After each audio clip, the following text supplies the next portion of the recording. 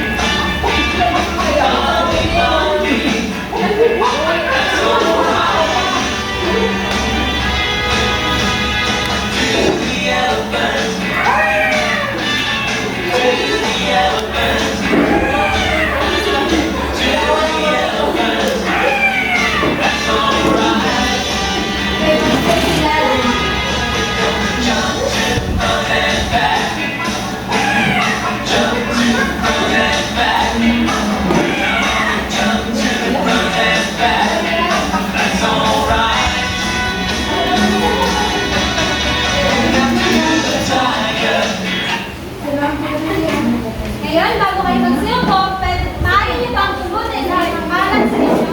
Ilalim sa mesa. Meron ako ilang palatuntunin dito na kailangan sundin sa loob ng ating classroom. Maaari ba kayo magbigay ng ilan?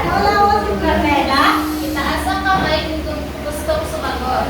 Cindy, Irespeto ang sagot ng iyong kaklase. Megan, Makinig ng mabuti sa mga guro. Yun. May alituntunin ako dito na inihanda at babasahin mo ito at susundan mo. Alituntunin sa loob ng silid-aralan. Alituntunin sa loob ng silid-aralan. Makinig sa guro. Makinig sa guro. Itaas ang kamay kapag sasagot. Itaas ang kamay kapag sasagot. Manatilihin ang katahimikan. Panatilihin ang katahimikan. Gusto ko na sa loob ng ating classroom or ating silid-aralan at ang sa buong ating pagtatalakay ay may outline ang lahat ng ating tulad na ito. Meron ako dito mga salita na babasahin ko at susundan nyo. Pang-edukasyon, Pang-edukasyon, pang-kalusugan, pangkalusugan, pangulo, pangulo, pangmalakalan, pangkalakalan, pangkabuhayan. pangkabuhayan, Kayo nga lahat, pang-edukasyon, pangkalusugan, pangulo, pangkalakalan, pangkabuhayan. magaling. Ngayon, sinong nakakatanda sa inyo ng ating nakaraang tinalakay? Christine? Tungkol saan ang ating tinalakay? Tungkol sa mabuting pamumuno. Meron ako dito ginawang aktibidad at sasagutan mo. Panuto. Panuto, Tukuyin mo. tukuyin mo, Ilagay maglagay, ang bilog. ang bilog, Kung nagsasabi ang pahayag kung nasasabi ang pahayag, ng mabuting pamumuno ng mabuti pamumuno, at parihaba at kapalaga, kung kaliwas ito. kung kaliwas ito, Una, tumutugon tumutugon sa pangailangan ng bansa. sa pangailangan ng bansa. Sino ang gustong sumagot sa unang Cindy?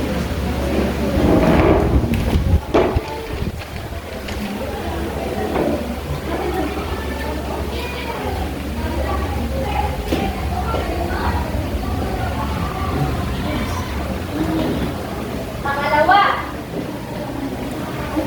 tama ba ang sinagot ni Cindy? Opo!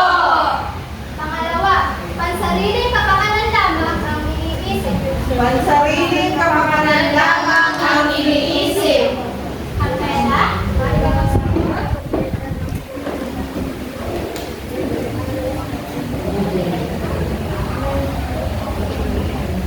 Tama ba ang sinagot ni Carmela? Opo! Pinapakinggan ang boses at hinaing ng bawat mamamayan. Pinapakinggan ang boses at hinaing ng bawat mamamayan. Ayan.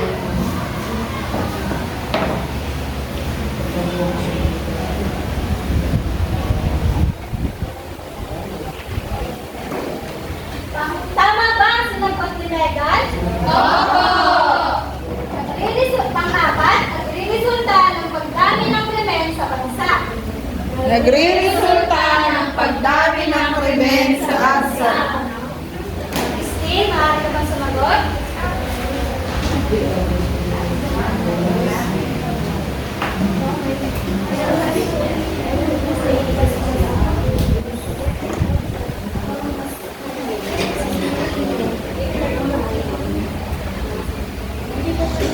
Tama ba ang sinagot ni Christine? Opo!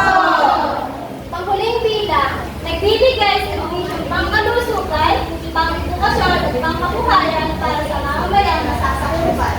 Nagbibigay serbisyong pangkalusugan, pang-edukasyon at pangkabuhayan para sa mamamayang nasasakupan. Diyan, maaari ka bang pumunta dito sa unahan at sumagot?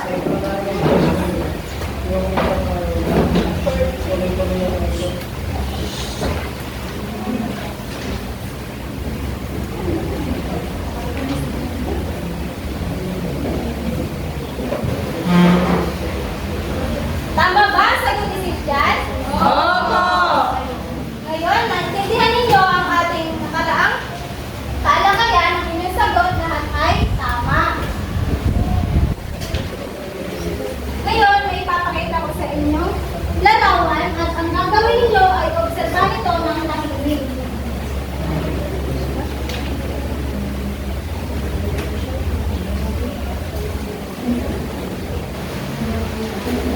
Ano ang nakikita nyo sa larawan? Carmela? Batang tinuturukan po o binabakunahan? Batang tinuturukan o binabakunahan? Nung bata ba kayo, nakaranas kayong magturukan? Opo! Ilang taon kayo noon nung kayo ay turukan? Hindi pa po namin alam yung teacher. Ano kaya ang pakiramdam kapag tinuturukan or binabakunahan?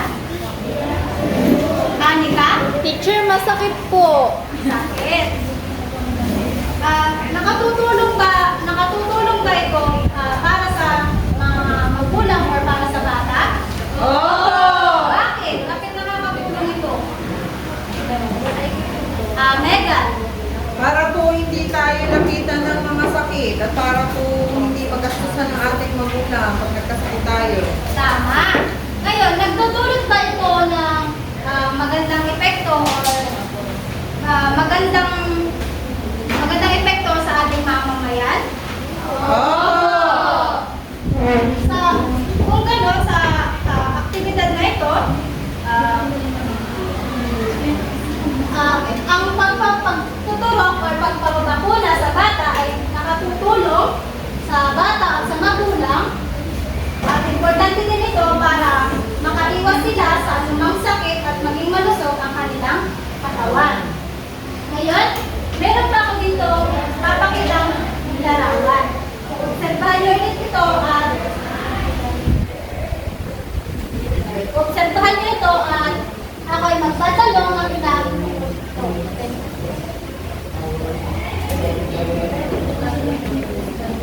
ano ang napansin nyo sa tatlong larawan? Bisaya. Iba't ibang uri ng aktibidad pangkalusugan po. Ang uri ng aktibidad pangkalusugan. Sino ang mga tao na sangkot dito sa mga aktibidad na ito? Sino ang nakikita niyong tao? Carmela? O si Sayo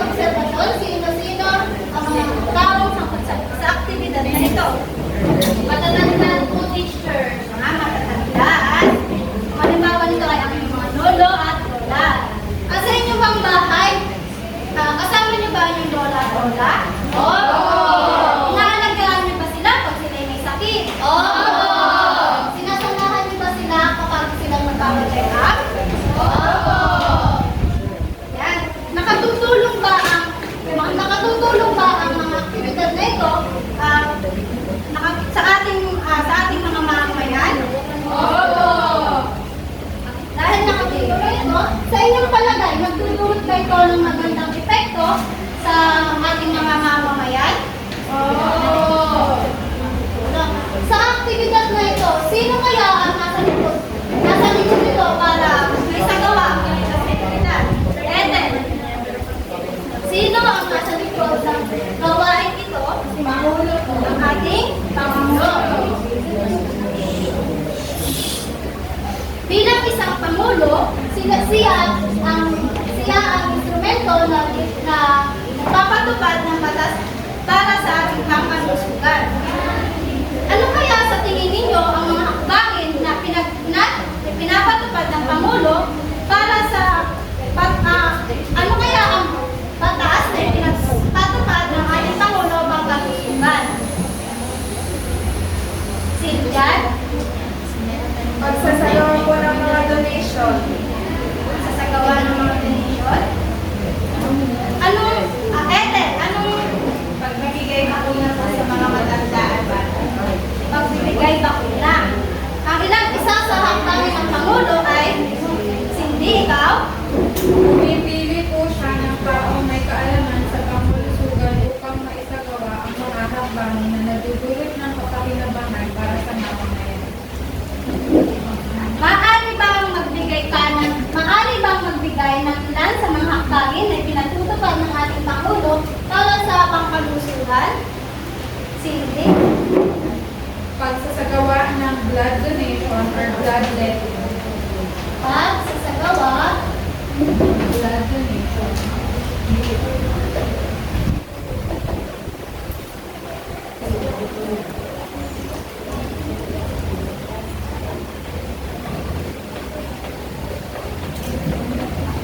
Pagsasagawa ng blood letting at blood donation. Ano pa? Maaari po kayong magbigay? Siljan? Pagbabakuna para sa matanda at bata. Pagpapakuna.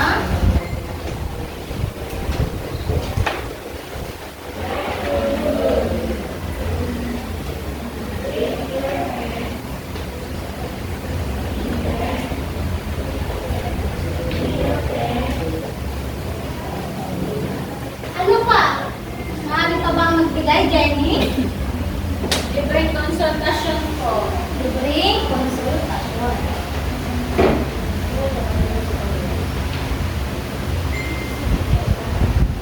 Meron pa ba? Christine? Sa gawa po ng medical mission. Medical mission. Ilan lamang yan sa mga hakbangin ng ating Pangulo para sa mga mamamayan na nangangailangan ng sapat na tulong para sa kanilang pangkalusugan o para sa kanilang kalusugan. Sa inyong palagay, may naitulong ba ang mabuting pamumuno sa pagpapatupad ng mga hakbangin na ito? Opo! Sa paanong paraan kaya? Pwede ba kayong magbigay sa paanong paraan? Paano ito na katutulong? Kung paano nakakatulong ang mga ito sa ating mamamayan? Cindy? Makikipag-usap ang Pangulo sa mga espesyalista pagdating sa pangkalusugan upang maging maayos ang takbo ng kanyang hakbang. Tama! Ang ating Pangulo ay nagkakaroon ng koneksyon sa mga tao o sa mga taong nagkinalaman pagdating sa pangkalusugan. Ang katulad na lamang nito ay ang DOH or Department of Health.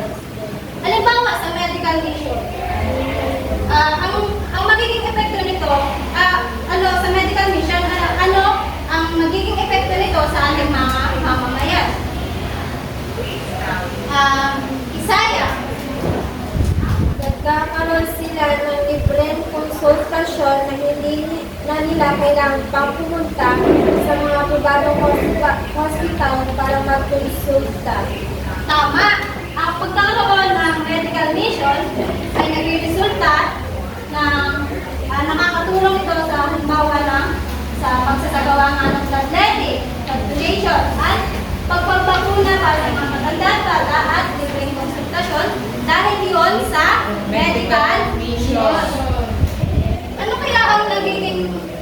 nagiging benepisyo nito sa ating mamamayan? Sino dyan? Naabot po nito yung mga malalayang lugar na walang kakayahan ng panggamot. Tama. Ilan lamang yan sa mga halimbawa o mga hakbangin na sinasagawa ng ating Pangulo para sa ating mga mamamayan. Ang pagkakaroon ng maganda at mabuting pamumuno ng ating Pangulo o ng ating namumuno ay pinakikitaan ng magandang epekto pagdating sa pangkalusugan. Nagresulta din ito ng iba't ibang magandang gawain na nakakatulong sa ating mga mamamayan.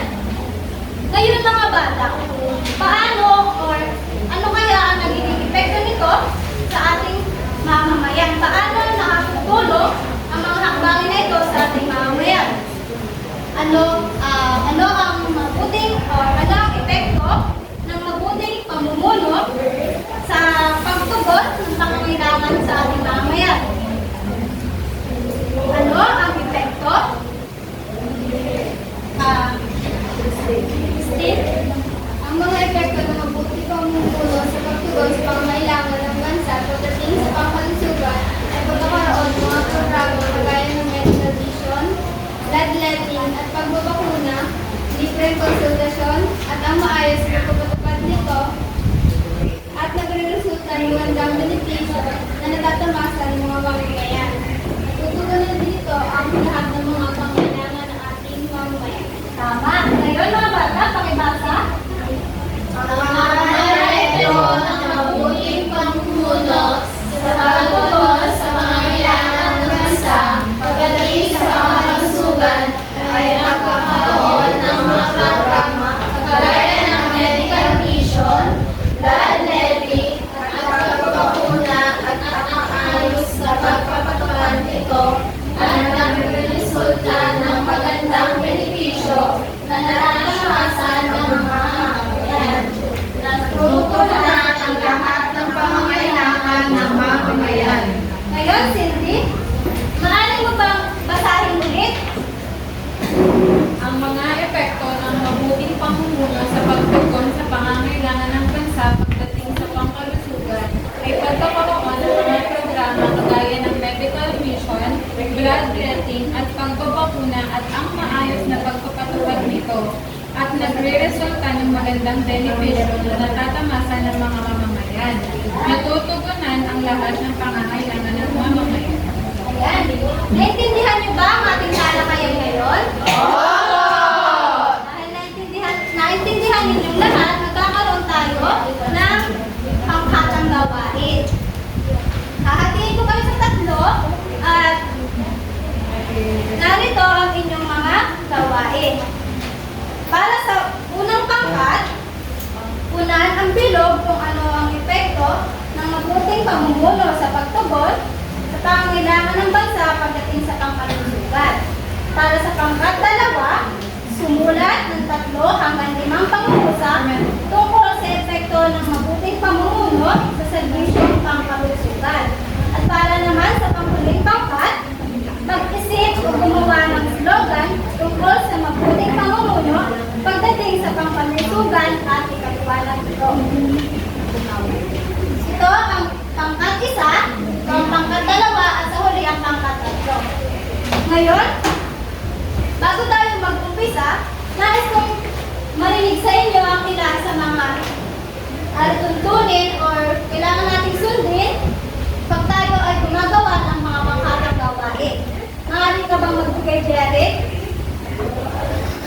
Respeto ang sagot ng bawat isa. Respeto ang sagot ng bawat isa. Cindy, ikaw? Makilahok sa mga kagrupo.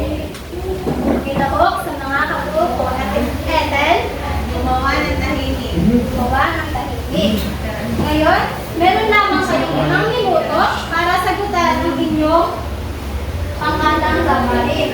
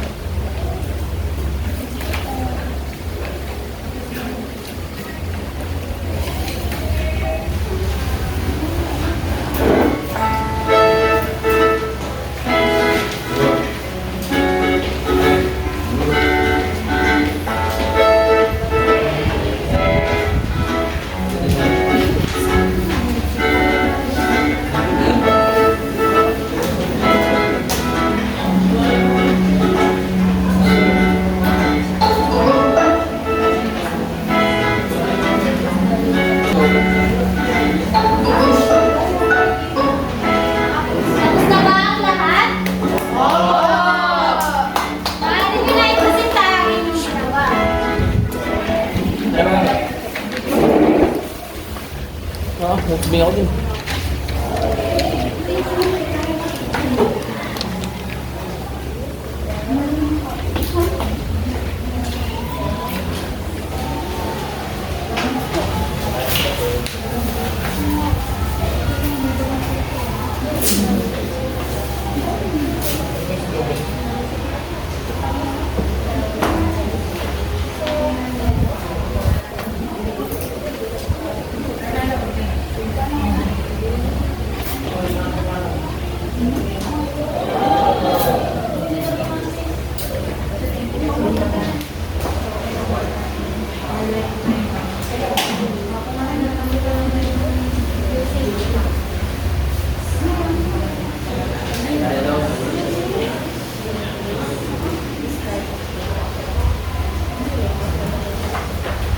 Ngayon, maaari bang pumunta sa...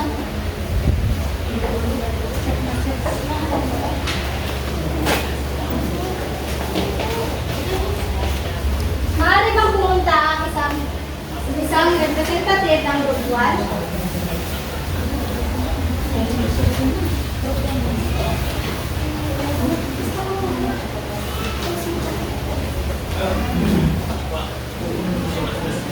Magandang hapon, kami po ang pangkat-isa.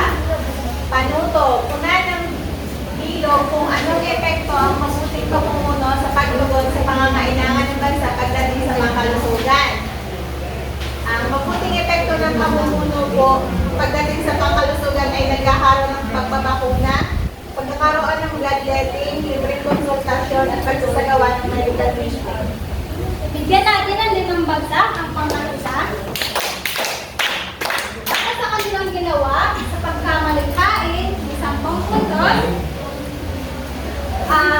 tamang paggawa sa oras 10 puntos at pagpapaliwanag 10 puntos sa kabuuan at 10 puntos.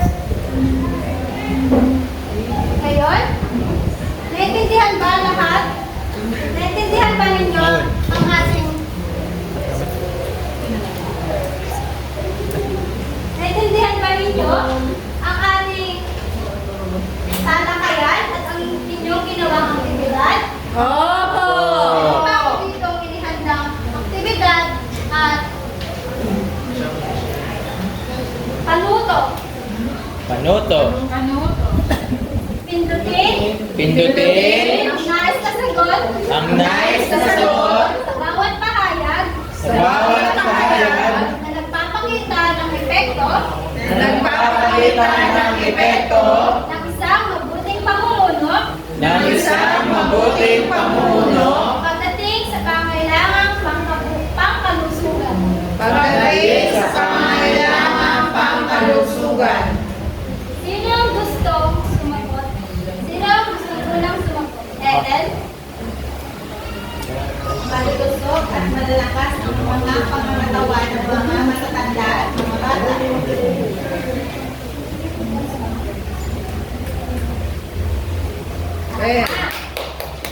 Sino pa ang gustong sumagot? Jerry?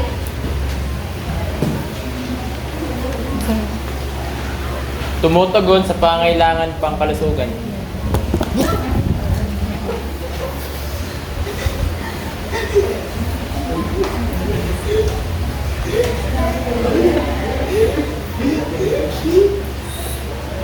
Tama ang iyong sagot.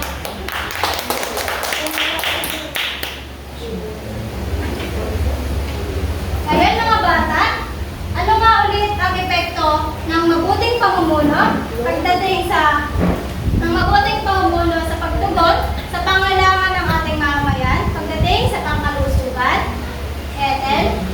Ang mga epekto ng mabuting pamumuno sa pagtugon sa pangangailangan ng bansa pagdating sa pangkalusugan ay pagkakaroon ng mga programa kagaya ng medical mission, bloodletting at pagbabakunang libre at saka libreng konsultasyon. At ang maayos na pagpapatupad nito ay nagre-resulta ng magandang benepisyo na natatamasa ng mga mamamayan. Natutugunan ang lahat ng pangangailangan ng mamamayan. Sabay-sabay natin basahin. Ang mga epekto ng mabuting pamumuno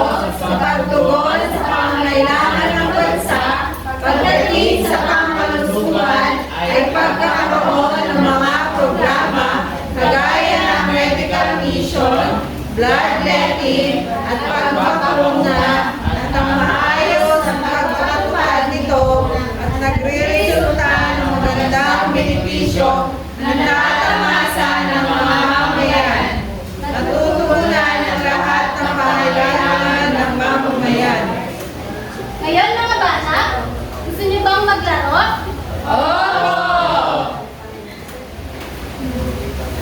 May inihanda akong laro dito. Tinatawag na lulubog ang bangka.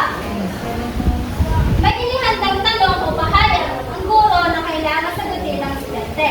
Pipili ang bata na kanyang tanong na sasagutin.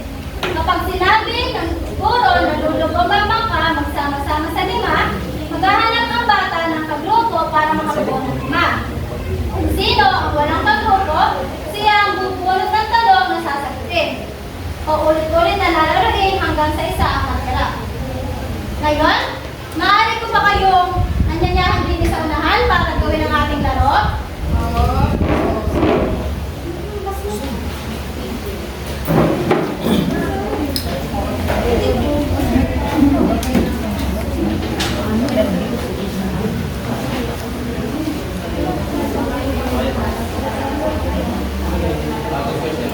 Ngayon, bago tayo mag-umpisa, meron lang akong ilang rules or ilang tuntunin na kailangan sundin bago ako maglaro. Huwag magtutulakan. Ano pa? Magdahan-dahan. Yan. Umpisahan natin ang ating laro. Lulubog ang bangka magsama-sama sa 5. Ayun, hindi. Ikaw ang naiwan. Ikaw ang bubulot ng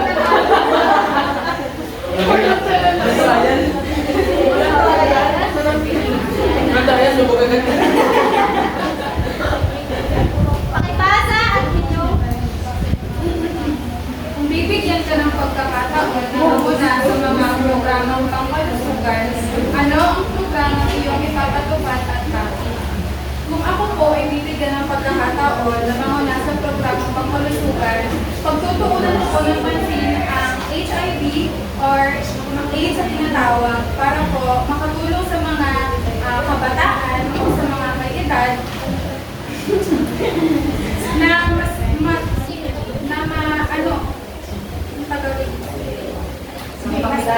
para mas aware din ang lahat sa kung anong dapat gawin at kung paano ito manikas. yan, napakaganda.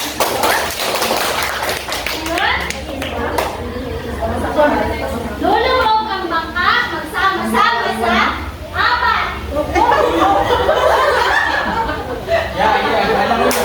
Ngayon na naman, bubulot sa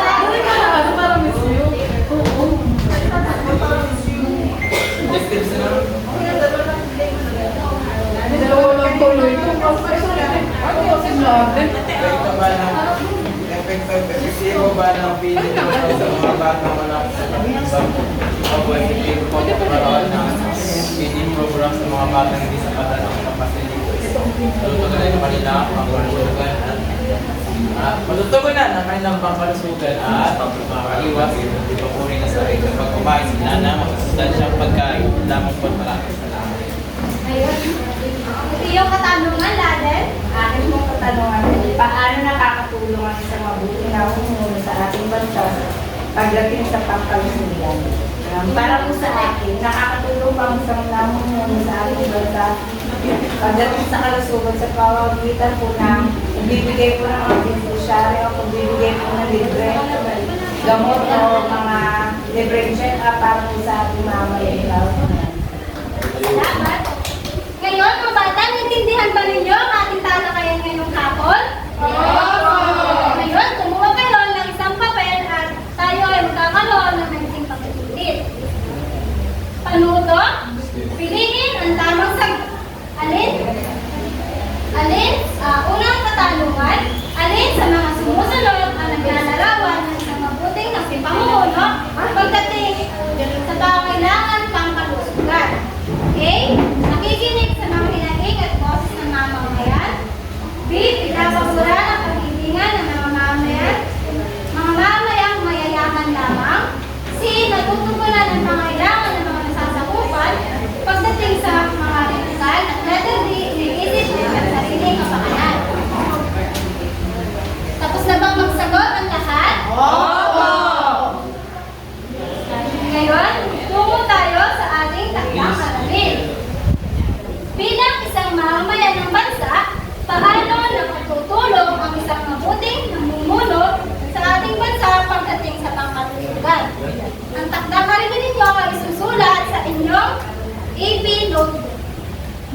salamat.